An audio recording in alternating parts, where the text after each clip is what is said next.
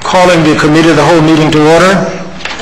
Tuesday, May 15, 2007 at 5:47 p.m.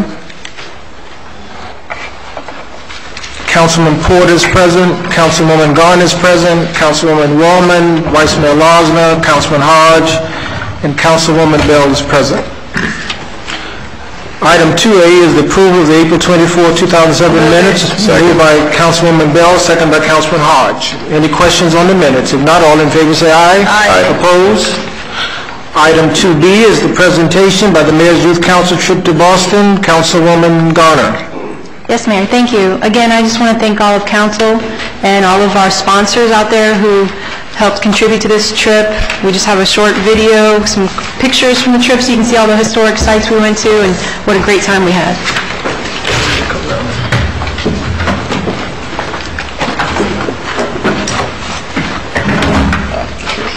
That's yours. Got one already.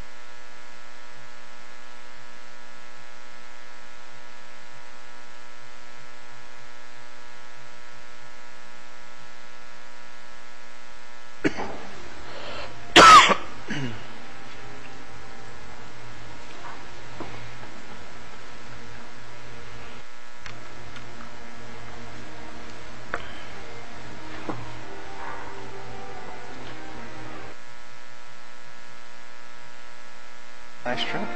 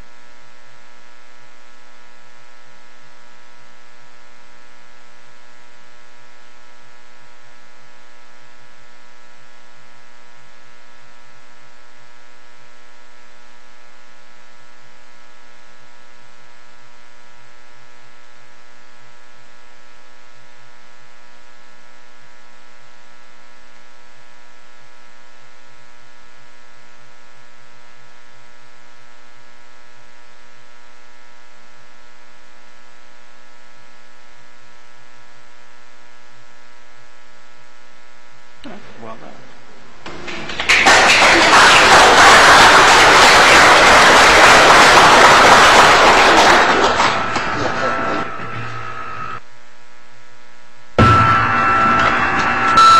Thank you to Patty Sullivan, who did that DVD for us.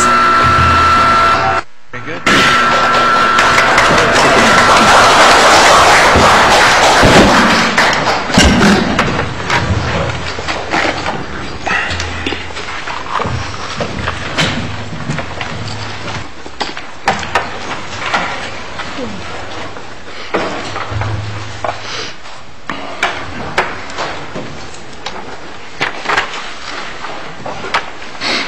Yes, I'm going to deviate from the agenda and bring forth item 2I, the discussion on the immigration moratorium on detentions and deportations. Is this yours, Mr. Hodge? Yes, sir. Okay. Tab A. Thank you, Mayor. We have before you basically a resolution that was previously passed by the county, and then Florida City just recently passed it, I think, a week ago. I think it's appropriate that we, as a city, take a look at this. Instead of going straight to a council meeting, I decided to bring it here at the Committee of the Whole, so if there's any questions, we can discuss it at this time. And I'll be asking at this time to forward it over to a council meeting so that we can vote on it and pass it and move it on and join our sister city as well as the county in supporting immigration reform. If anyone have any questions, you may do so at this time. I'll move it. I have a question. Moved by Councilwoman Wellman, and I assume second by Councilman Hodge. Yes, sir. I have a question. Ms. Bell? Sure. Didn't we send this issue to the Human Relations Board, and the Human Relations Board was going to take a look at it and bring a recommendation? This issue never, I think it was discussed at the Human Relations Board, but we never sent it to the Human Relations Board. It never came before us. This is the first time. Well, I think we can move it forward, because they have a meeting on Thursday, and they're going to discuss it on Thursday, so their recommendation will be coming before we make the official vote at the council meeting. Well, I'm going to go out and to say how I feel about this. I think that whenever we're dealing with an issue like this is a federal issue. This belongs in the federal government. It does not belong in city politics. And I think that while there definitely needs to be comprehensive immigration reform, it needs to be on the federal level, not on the city level. So I really am going to, I understand it. I really, truly understand it, but I'm just going to tell you how I feel. I think this is a federal issue. It needs to remain a federal issue. It does not belong in city government. Thank you, Mayor. Thank you, Ms. Bell. Any other comments? Mayor. Mr. Vice Mayor? I would join in those comments that it is a federal issue, but more specifically, I personally feel the language contained in the resolution is too broad.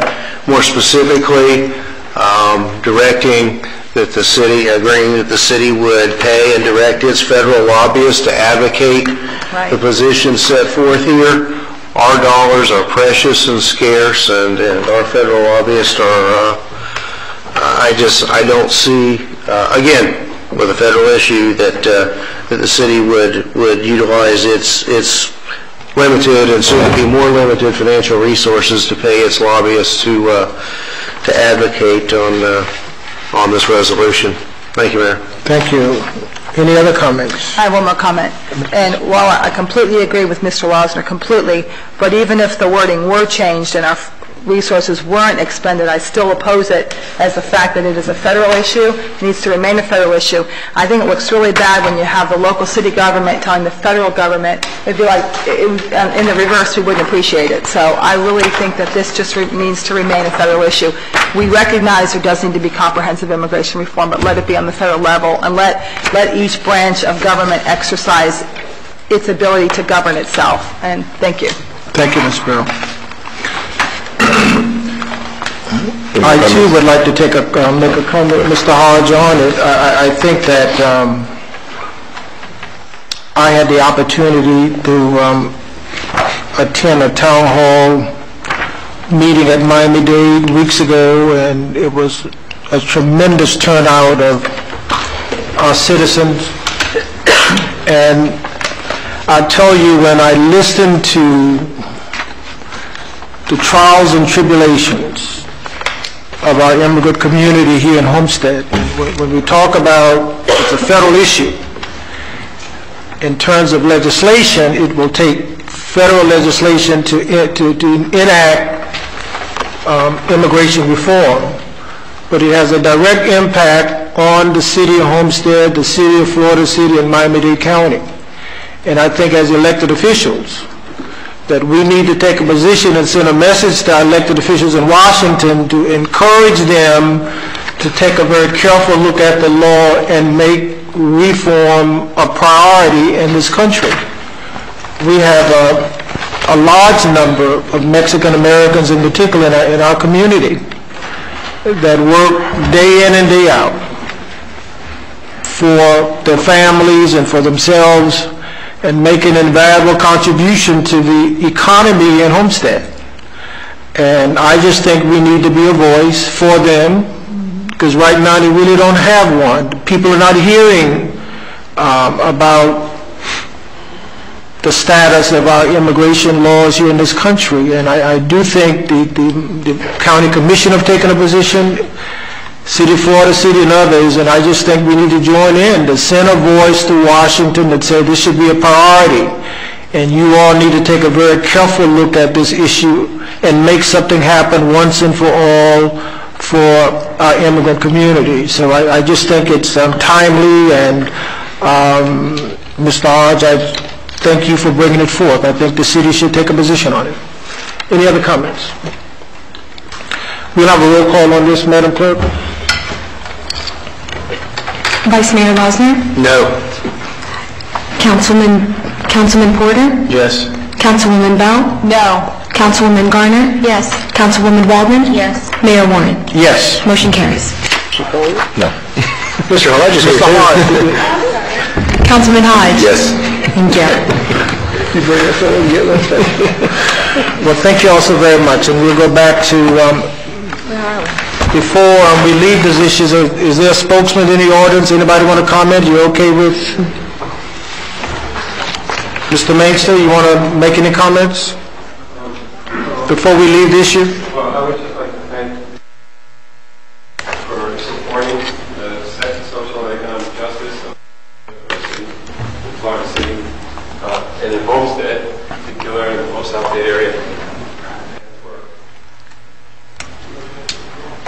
For supporting essentially a resolution that our Dade County Commissioners have voted unanimously for and feel so strongly for. I want to thank you for realizing that economic justice and social justice is a city issue. Fairness to the people who live in our city is a city issue, and keeping families together and helping to prevent the pain that they're suffering when immigration raids are being acted upon and pulling families apart. And asking Congress to hurry up and get the job done, do a fair job. I really thank you all for that. I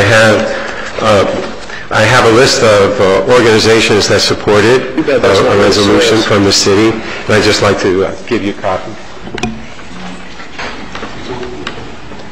Yes, I'm Steve Mainster, the Executive Director of Centro Campesino Farm Worker Center, organization that has been here building affordable housing, working with children and families for 35 years in the Homestead, Florida City area. And there may be someone from the leadership, the immigration leadership or the WeCount organization that may want to make some comments further. But thank you very much, ladies and gentlemen. Okay, I'll have one other person. We need to move. We got a long agenda. You got up to 3 minutes. You can come up and give us your name and address for the record.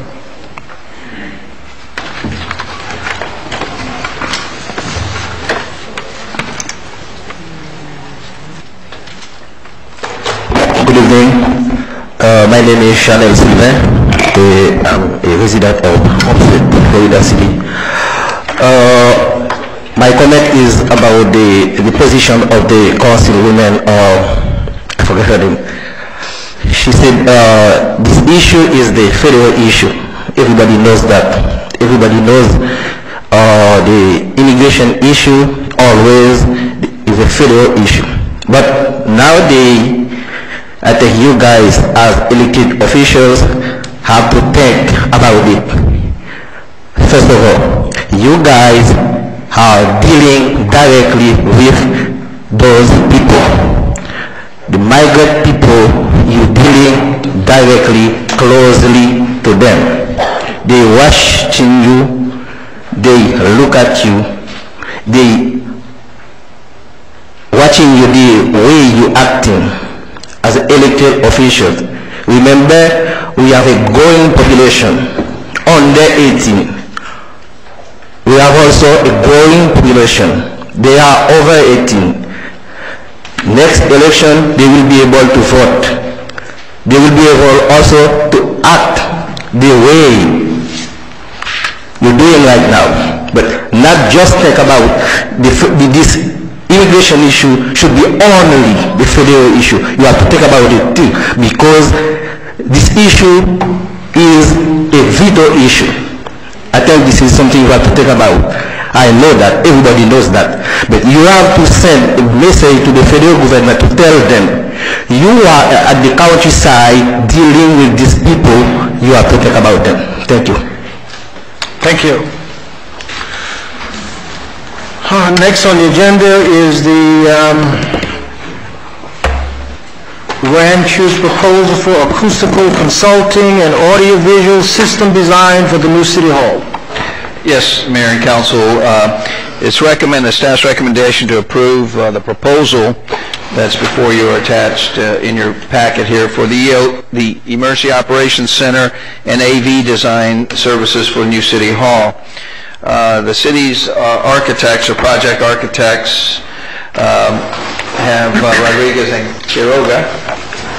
Since I have a hard time with the last name all the time, we call R&Q.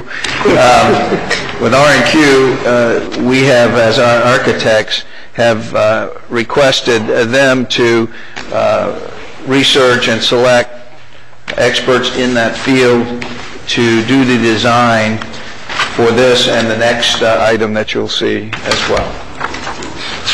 Is there a motion for approval? So moved. Moved by Councilwoman Bell, second by the Vice Mayor. Any questions on this recommendation?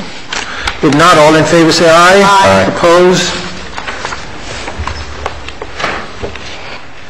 The next is the proposal for security system design for City Hall, tab 3. I'll move the recommendation. Second. Moved by Councilman Porter, second by Councilman Hodge. Any question on this issue? If not, all in favor say aye. Aye. Opposed?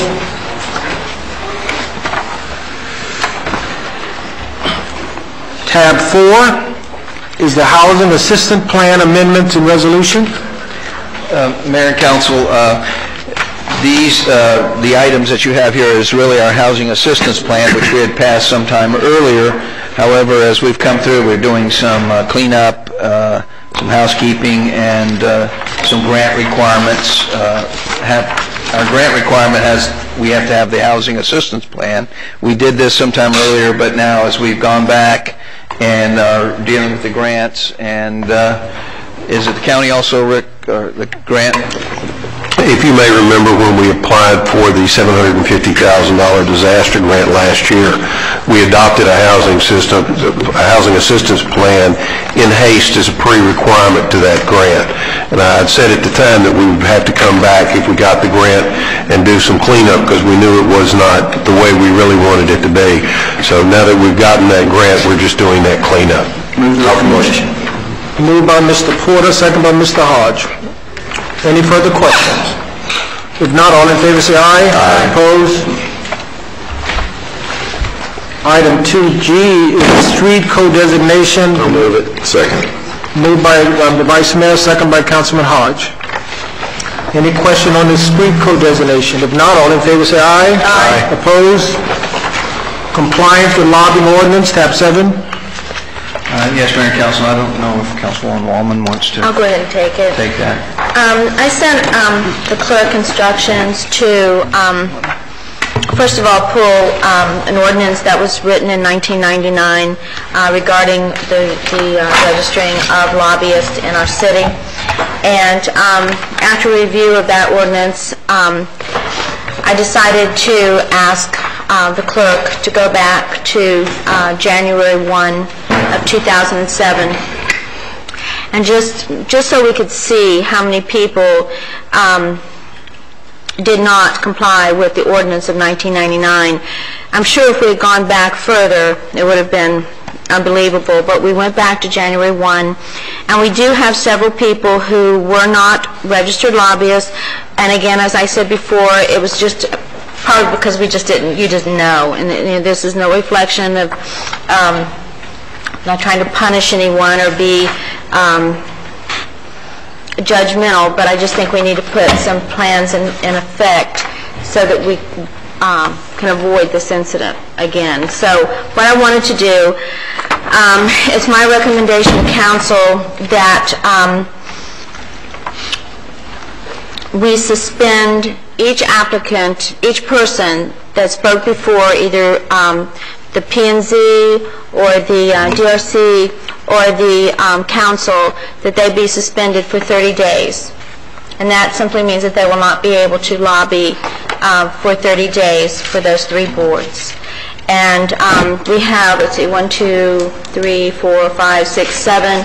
There's 7 people that we discovered since January 1, 2007. I also have asked the clerk to put in the agenda packets every single meeting, council meeting, a list of all registered lobbyists.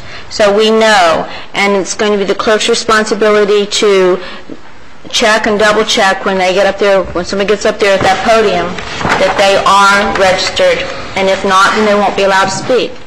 So I hope that this will take care of everything. I hope that we will be able to send a clear message that there will be a penalty, a consequence, if this happens again, even though this consequence, to me, could be quite significant. If I mean, I don't know anybody on this agenda, the list that have any pending. I guess some of them do have some pending things coming up, but they will be suspended for 30 days if the council approves this tonight. Mayor, can I ask a question? Mr. Porter?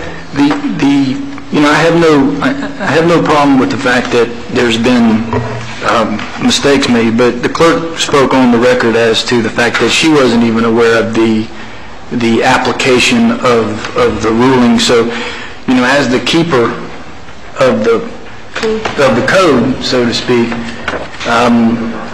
it seems a little hard sometimes to apply a penalty to someone who, by the same token, did not understand the code or did not know the code or did not follow the code, and then not say something in regards to the clerk not being properly aware of or the application of the code.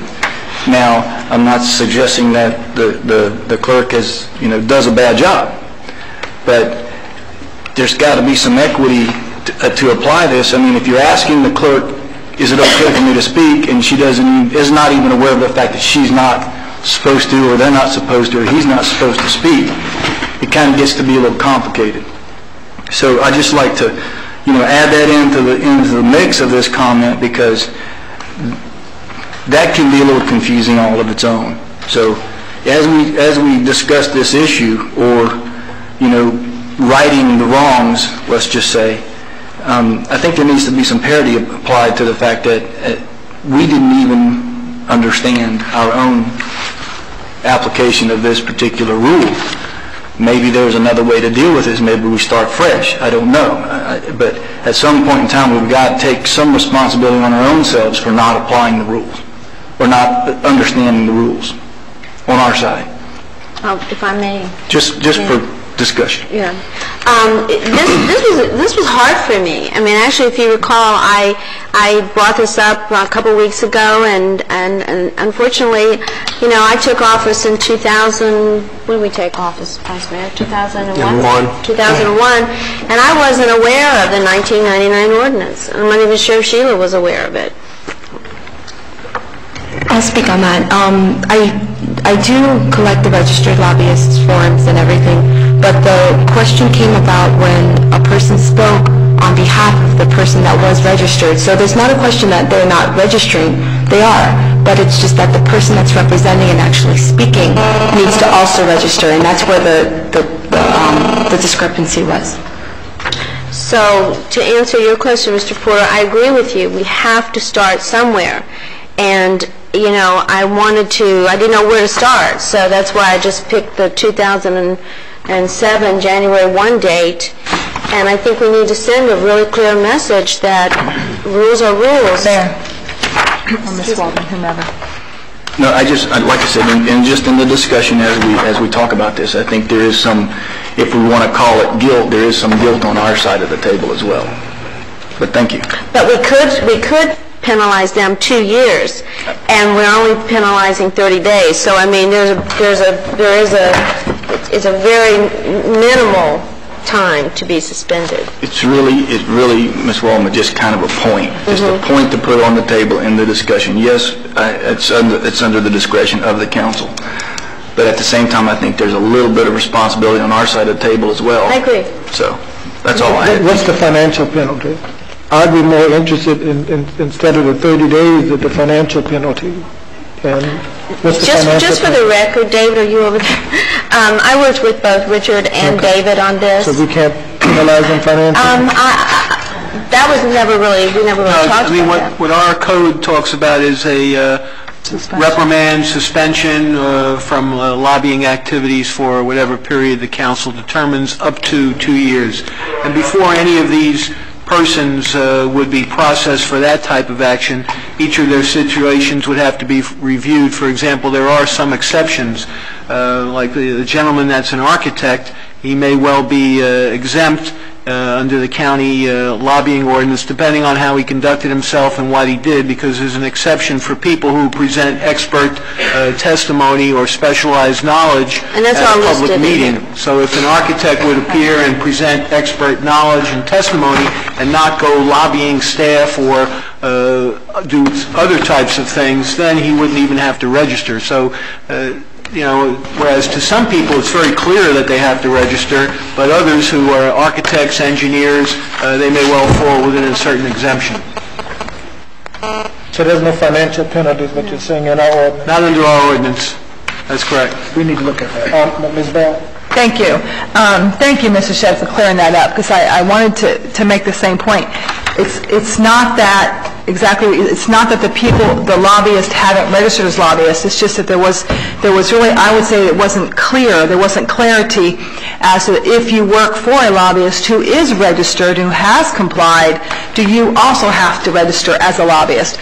So I think that, I honestly believe, I think that was just an honest mistake. I think that, I don't think anybody willingly or with knowledge said, I'm going to bypass that particular 1999 ordinance, and I'm going to show up and I'm going to speak on behalf of my employer who is a registered lobbyist. I think we just say, okay, it's an educational experience, now we know, and we go forward. And I was going to ask you about the architect, because anytime, if you are lobbying on behalf of your client and you're trying to compel the council to vote a certain way, then that's lobbying. But if you are hired by the lobbyist to show an architectural rendition or something along that line, I don't think they should have to be registered. So I think we need to be careful here. I think we need to be very careful here and walk carefully. And certainly, I think that when there is a law, we need to abide by it, and I think that the lobbying registration ordinance is a very, very good one. But I think this was, honestly, I just think there was an honest mistake. I think we chalk it up to education and we move forward. I think Mr. Porter had a good point. If I could just comment on please. I'm just putting my point out there. And we'll just go ahead and say names here. I understand how Jen Helms thought that she was under Steve Shiver's. I mean, she's the one I think you're talking about more than anybody, and the architect. But there are people here that know that they should be registered. And if that's the case, I was specifically referring to if these are people who specifically work for somebody who is registered. Right, and that's why we have the language that David put in, that there could be an exemption. So if they come to us and say, oh no, I was there working under such and such, then that penalty would be taken off. Because am I correct, David? That's what we were talking about? That's correct. In other words, a person shouldn't even be presented for this suspension or barring if they could show that they meet one of the exemptions. Exactly. So they'll be given the opportunity, Linda, to come back to us and say, no, I wasn't there as a paid lobbyist. And then we can say, okay, then, that doesn't apply to you. But right now, these are just the names that we have. I see. See? So it's not like we're, it's not that we're saying all these suspended at this point. Right. And I didn't read the whole thing. I mean, it's on the web and it's probably back there. But that language, David was very smart to put that language in there for me, because there are exemptions. Yeah. So thank you, David. Thank you. Just one more question. Am I running this or are you running it? Mr. Hall? Okay. Thank you. And I guess this would be for you, David. And since we're talking and discussing this, and we don't have the actual code and stuff in front of us, so my question would be, legally speaking, does the code specifically states anyone that makes a presentation before council, or does it state anyone who's working for or under making a presentation for council? You understand what I'm saying? There's a small loophole there. What it states is, and it's basically, we're under the Dade County lobbying ordinance, which our ordinance incorporates, and the Dade County Code section 2-11.1, paragraph S, has a provision that says the term lobbyist specifically excludes the following persons, and then it lists several, and one of those that it lists as excluded is expert witnesses who provide only scientific, technical, or other specialized information or testimony in public meetings. So to me that would mean, like, if an architect came and merely presented a rendering, and he didn't go lobbying individual council members outside of a public meeting or lobby staff outside of a public meeting, then he doesn't need to register. But generally, attorneys need to register. People that represent someone on an item and do not serve in this expert role need to register, as well as their employees that engage in the lobbying activities. Well, the end part was actually my question, right? And just to be extremely specific, because this is how the issue really came to light, and while we're discussing it right now, if me being John Doe, go and put my application into a lobbying firm, which is registered, and because I work at that particular firm, I act on the behalf of that firm. Does our code, or the code that Miami-Dade has, specifically address that individual? Because if that individual, and that's what I'm saying, is that an exempt individual, or does that individual himself as well has to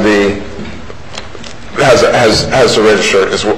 Yes, he would also register. For example, if there was a law firm that had Mr. X from the firm that normally lobbied the city, he would be registered, and let's say he sent member Y or Z because he couldn't make it, they need to register before they come and make a presentation or advocate in front of the council. Okay, and that's spelled out in the... Correct. That's under our code, which incorporates the county code. That's good. Thank you. Mayor? Oh, sorry. Ms. Gardner? Thank you. Well, our code is only as good as our enforcement, and people were just coming and raising their right hand and swearing or affirming. You know, we didn't have a procedure, and now we've gone through this exercise, which is good. We have procedures that we're setting up, and I don't think we should penalize anyone. I think this should be fair warning for everyone from now on, and we should just move on. Because now we have a procedure. Any other comments? Ms. Weisberg? Well, it would seem, and it's been a long time since I've seen our form of zoning hearing or land use application, it would seem that maybe this would be a good point to revisit that and include that and have as part of the package an acknowledgement by the applicant or the applicant's representative that they're aware of those provisions of that, and maybe even include a copy of that ordinance in the package. There's got to be a point where nobody really has a good excuse for not being aware of what's going on, or of those requirements. Now, to address the specific violators in this case and the proposed penalty, all but two of the individuals seem to be one-time, non-regulars, if you will, before council. Yep. And it would seem that the proposed penalty is really much ado about nothing, because it's not the firm that's registered, it's the individual. And to ban an individual for 30 days, the law firm of Schetz and Bowen's probably got 250 other people they could send down. Ms. Helm's firm that she's with, I'm sure, has somebody else that can come down. So, as much as I hate to say it, I think that the proposed penalty is really not a penalty, given the specifics of those who we found in violation. Those in the know that it's not the firm, that it's the individual, and that it is a financial burden on the registrants, because if you have 10 clients, you've got to register for each of those 10 clients. But I would suggest that maybe we need to revisit that, and if we have the latitude to do so, David, within the county confines, is perhaps, as the mayor suggested, look at establishing a financial penalty for violation, something that's really meaningful. Because in most cases, a ban is just, nothing, because most of the time it's a firm, and there's plenty of other individuals who could register and come down. Thank you, Mr. Baxter. Good point. Ms. Waldman? Let me just make it perfectly clear. As management chair, I felt it was my responsibility to act on this issue. Whatever council's desire is to whether to move this forward or not move it forward, that's entirely up to you. I just felt that we needed to make a stand. There just comes a time when you have to cross that little, and people, they just don't listen. You can stand up here and preach till you're blue in the face, but they don't listen until there's a consequence. So I wanted to make sure that people knew that this city was going to abide by what's on the books, and I just picked a certain date, and that was the date that Sheila and I picked, and it didn't take long, did it, Sheila, for you to go back? I mean, we had an answer in about an hour and a half, and I worked with Richard, and Richard felt that it was a good idea to do this. He was, he was quite helpful, and David stepped in and he did the legalities of it, and so whatever you decide is no problem with me, but I just want everyone to know that and in part of this, I also wanted signage to be placed, about registering. I wanted the packet to include the lobbyist, so there was a lot of things included in this. Well, I think, I'm going to support Judy's recommendation for several reasons, but one that I think is significant is it will send a message that if you violate any rules or regulations that the city have in place, we're going to respond. But as the Vice Mayor indicated, it's not going to impact 99% of these folks on here because they have other representatives in the firm that can come and speak on their behalf, so it's not going to impact them at all. But I think it will send a message. And that's all we're trying to do. And I think it'd be a very important message that if you come to Homestead to do business, you're going to have to abide by Homestead's rules and regulations. If not, we're going to respond. But because of the impact is low, I don't think it would be harmful if the council just sent that message, a message to everyone that as a lobbyist, you come in Homestead, we expect you to go by the clerk's office and state very publicly that you're a lobbyist and do the appropriate thing and pay the fees and move forward. If you don't do it, we're going to suspend you. So just from that standpoint, I do think it's appropriate to do it. It's not going to hurt any of those companies that's on this list, but we are following through in what we have in black and white in terms of our rules and regulations. Mayor, can I? Mr. Porter? Let me just say, I have no problem. I just think that as we proceed forward, we need to clean up and clear up some of the confusion that obviously is involved here. We're all confused on the council dais. The clerk was confused. The attorney's clear, but they're always clear on everything. But I do just think that as we proceed forward, there needs to be clarity put into this ordinance, so that no one knowingly or unknowingly violates this ordinance. And I agree with you, Mr. Porter, because I really think if it's not a financial penalty or some financial penalty in it, it's not going to mean that much. Because if I got 100, like your firm, David got over probably 100 or more attorneys. Not that many, but at least 70, 80. So if we suspend you, then Richard could come or Joe going to come. So, I mean, it's not going to make a difference. So, and David hopes you'll suspend them. But this is a good way of getting some additional revenues. You're going to need that in the months in years ahead. So it'd be a good way to look at that. Mr. Shiver? Mr. Mayor. Sheila, and then Mr. Shiver. One thing that's also, what I've done is I've spoken with Fran, who's the planning and zoning clerk. She's also going to be, like you said, be putting the lobbyist registration forms in with the applications. And also, in the back, there'll be a sign-in sheet. And on the sign-in sheet, it'll also say, are you a registered lobbyist? Included on there, so when they do sign in, that they're going to speak. In order for them to speak, they'll have to be on that list. Okay. Mr. Mayor, Ms. Waldman, and council members, Steve Shiver, 47 North Chrome. You're talking about an issue. Jen Helms is one of the best, has the utmost integrity, and in fact has lost sleep over this issue, I'm sure. And quite frankly, in 1999, I enacted this ordinance. I mean, I brought it forward. Is your baby?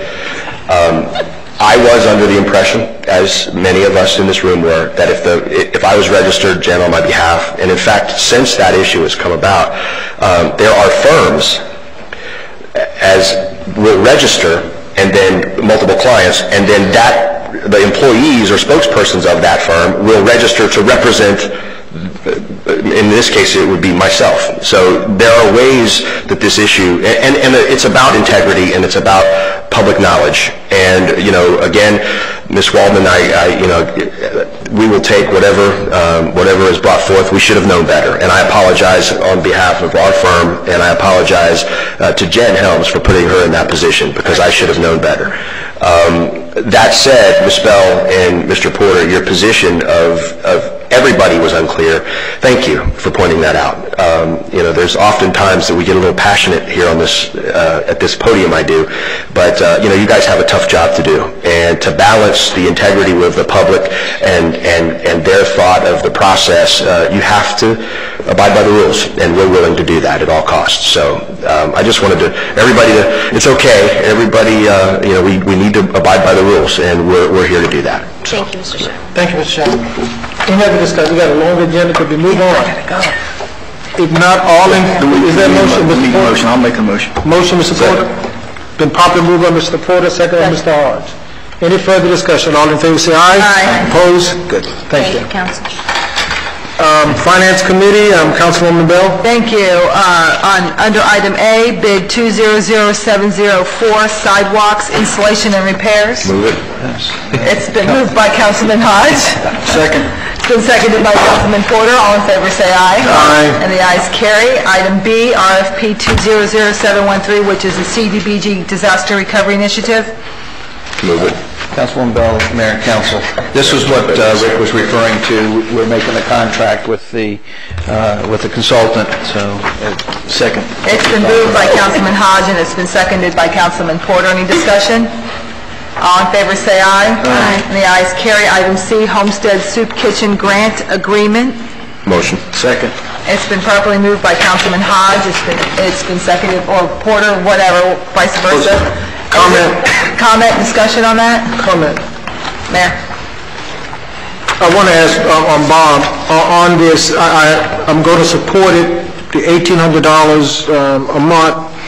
My concern is the retroactivity of it. Mayor, I also have... I know you mentioned that as of the end of the month, you will be insolvent if you don't get any support. But I just have a problem in going back to October the 1st. But from this month on, moving forward with the $1,800, and I just having problems in justifying going back to October the 1st, and that's... starts this month then? Yeah. I could support that 150%. And Mayor, thank you. As soon as that was maybe a budget consideration. Okay. So, Mayor, I want you to know I had the same concern, and I emailed Jan, and I said I had the concern with the retroactivity. I thought that would be inappropriate, especially since the initial request was for the electric bill. So I thought that going retroactive, and I discussed it with the manager as well, that this should be something that we go forward with, not backward. That's, if it's like for the next 12 months, that's quite satisfactory because it's for operating expenses and they accrue on a monthly basis. So. And we are working on a letter to go out to all the churches to get their support. Councilwoman Bell, Mayor and Council, just one thing, the agreement reads September 30th, 07, the end of the budget year. The fiscal year. Fiscal year. Mm-hmm. So we can make that amendment? Well, I'm just saying, the agreement here not only has the retroactive will change, but that also the term is only till September 30th, so... Well, can I make a recommendation then as the finance chair? Well, it need to be because it need to be rebudgeted. It needs to be rebudgeted. Thank you. That's fine. That was going to be my recommendation. That's why I'm the finance chair. I actually would move and make the recommendation that we go ahead and go forward from May to the end of the fiscal year, and then we'll revisit it again after that, see how the soup kitchen is doing, and see if the $1,800 needs to be expanded into the further fiscal year as well. Sounds good. Does that sounds good? Okay. So that motion, I'll entertain that motion. I'll offer the motion. It's been actually amended, the amended motion. The amended motion and the original motion. The amended motion. So the motion has been amended and properly seconded. All in favor say aye. Aye. And the ayes carry. Thank you very much. Yeah, I need to repeat my name and address. Bob Jensen, 18640 Southwest 295 Terrace. And I want to thank Bob, I want to thank you, and I want to thank Dan for all your hard work on this. I really do appreciate what you're doing, and I think that you guys are well needed in this area to help the soup kitchen basically get their feet off the ground. Thank you. My pleasure. Okay, and the last item, the amendment to the interlocal agreement and resolution, tab 14. Yes, Councilwoman Bell, Mayor and Council. Staff's recommendation that the Council approve an amendment to add Cutler Bay to the interlocal agreement for the National Pollutant Discharge Elimination System, if you're wondering what that meant, with Miami-Dade County. Right now, for our stormwater permits, all cities are on the one interlocal agreement with the county. And this is requesting the cities to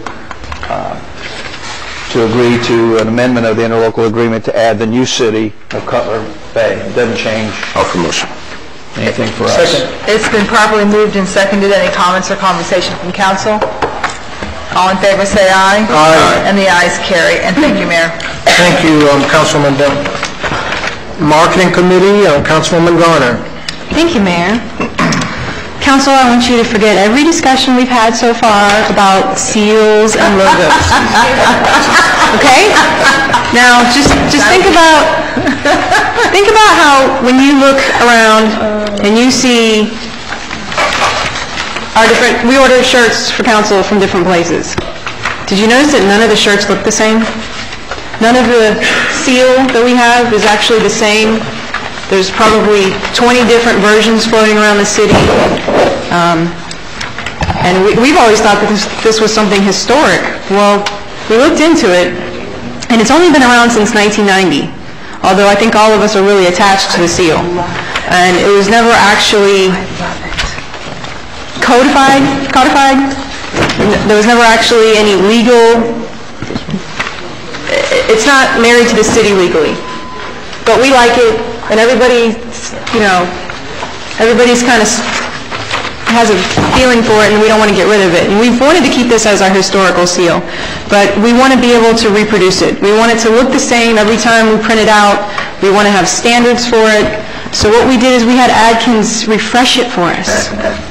It's the same as what we had before, but without all the color variations and different looks that we had. Ms. Garner? So we've given you options. I have to go, but I want to tell you, I love all three of these.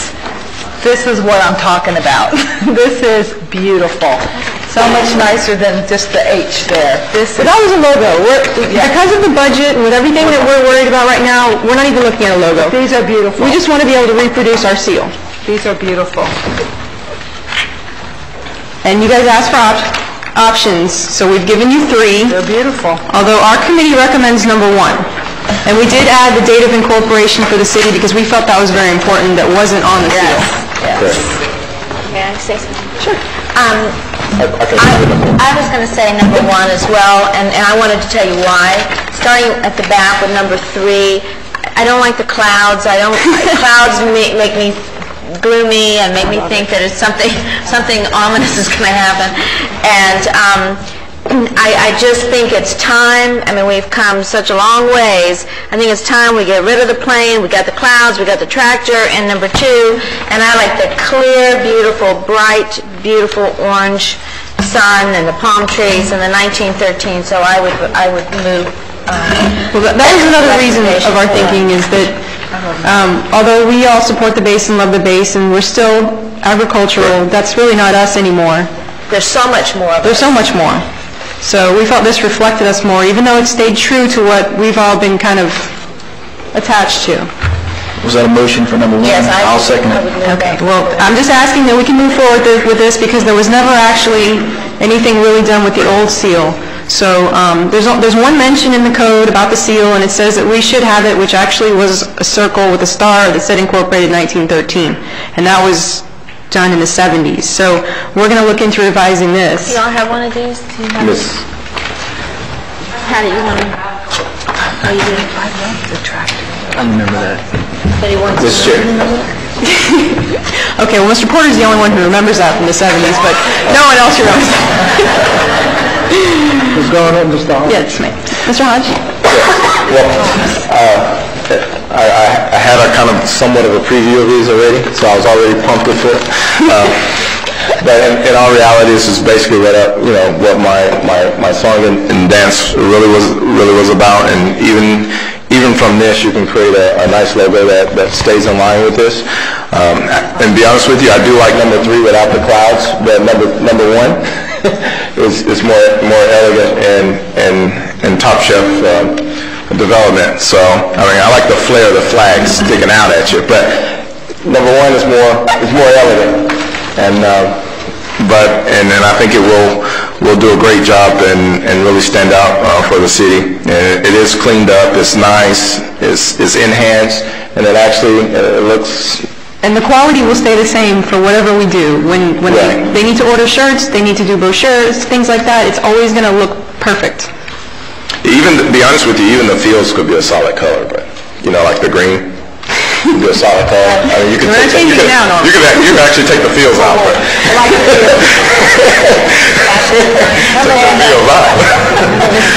but it's nice. It's nice.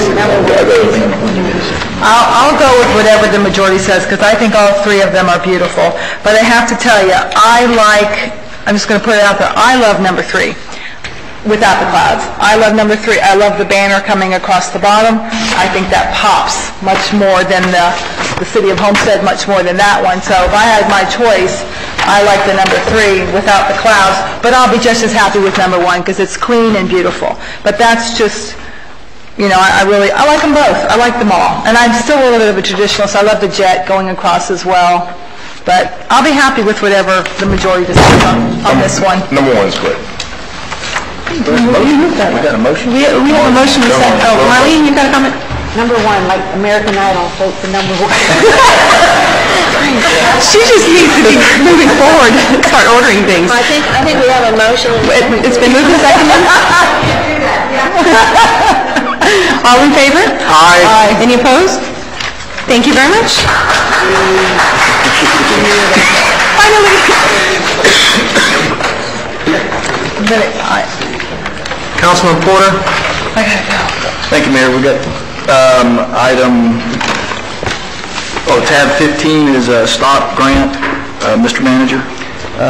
Mr. Porter, Mayor and Council, it's management's recommendation, the PD's recommendation to accept this grant award amendment. Actually, we have this, and what I think happens sometimes during the years, they end up with extra money, and they've come in and funded, enhanced the funding for our program because they do a good job over there. And basically, Department of Children and Families on the STOP grant deals with domestic violence, and this will be a 6-month extension, $72,235. It'll fund 2 domestic violence victim case managers, 1 full-time domestic violence detective. Move the recommendation. Moved by the Mayor, second by Mr. Hodge. Any discussion? All in favor? Aye. Thank you. Motion carries. Move the next 2 motions. Wait a minute. Wait a minute. I'm getting ahead of you. I'm like the attorney. You got to let me read it first. Got me all flustered here. These are traffic control agreements with both of the new communities. It's just basic. We have to do these agreements in order to be able to go in and police the communities. This is offered by Councilman Hodge. Is there a second? Second by Ms. Garner. Oh, you want to put both of them together, Councilman? Can we do that? Okay. Okay. Yes, sir. We're voting on both. All in favor? Aye. Thank you. Motion carries. Mr. Mayor, that's all we have. Thank you, Mr. Porter. Ms. Wallman? Yes, we had a management review. I'll move it. Second. Should I do it? You have a chance to read it. No, I'm not as quick as Richard. She only gave the title. But we decided at the management review that we would offer Patty Sullivan, our assistant, a $300 car allowance per month because she does do a lot of running around for us and for our meetings, and she's not been compensated for mileage or gas. So I think it was moved by Mr. Porter and seconded by, who seconded it? Mr.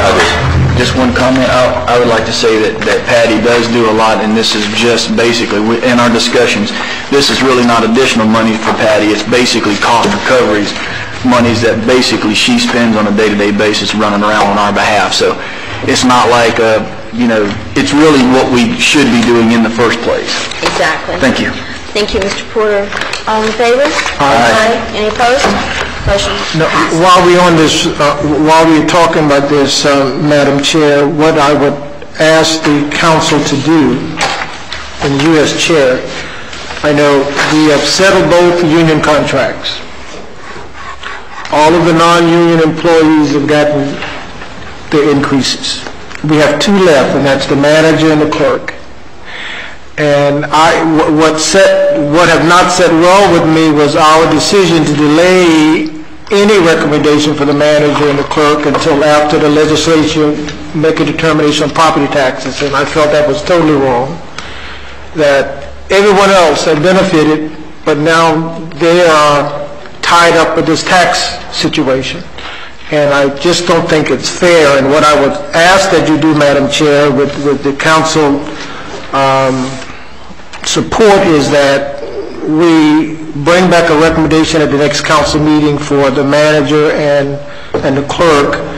And I have some ideas, and what I'd like to do is have those ideas communicated to you so we could bring them forth at the next council meeting.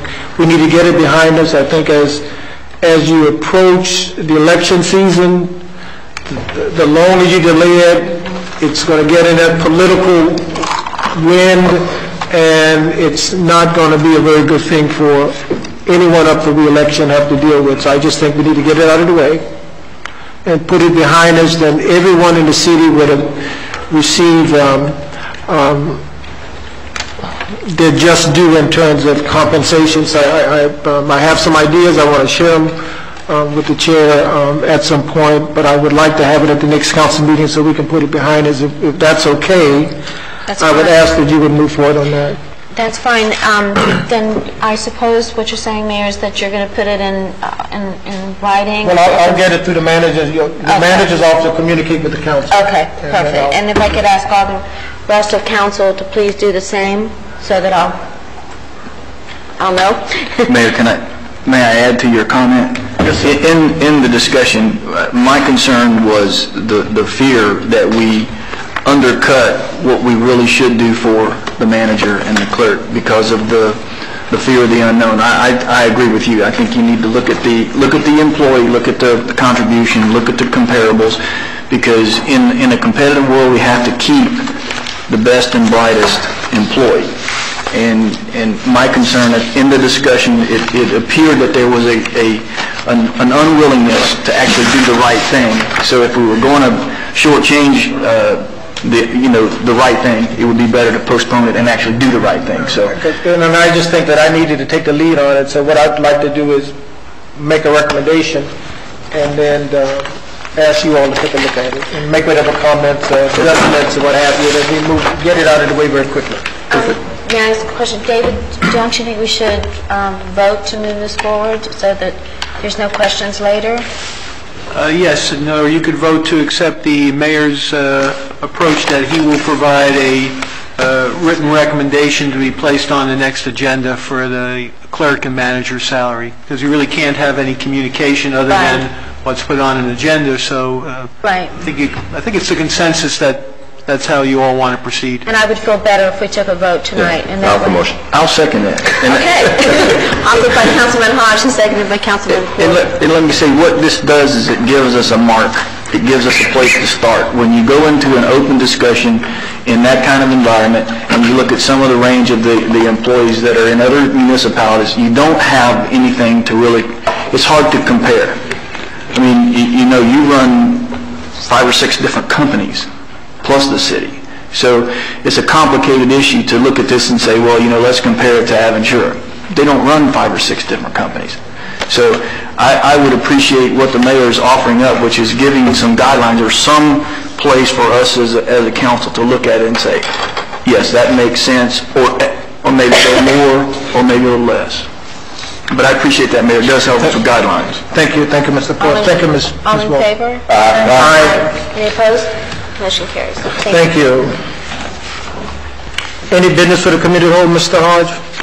No, sir. Ms. Roman? No, sir. Ms. Garner? Thank you for passing the seal. Thank you. It's beautiful. Now you can start seeing brochures Mr. and your Porter, any business?